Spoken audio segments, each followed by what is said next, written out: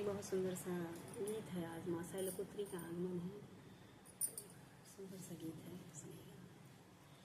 कहवा से चलली देवी, कहाँ भइले भोर हो, अरे कहवा बिलम्बल रथवा, महारानी राउर हो, अरे कहवा बिलम्बल रथवा, महारानी राउर हो, अरे कहवा बिलम्बल रथवा।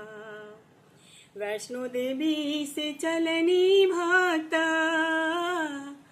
मनसा देवी भैले देर हो, अरे हमें भी लंबल रथवा, सेवका हमार हो, अरे हमें भी लंबल रथवा, सेवका हमार हो।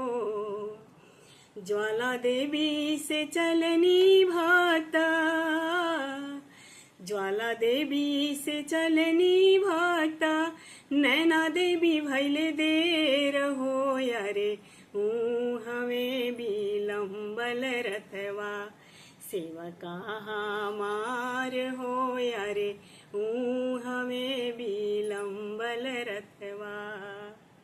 कामाख्या से चलनी भक्ता, कामाख्या से चलनी भक्ता, आयरन देवी भैले देर हो, अरे हमें भी लंबल रथवा, सेवका हमार हो, अरे हमें भी लंबल रथवा।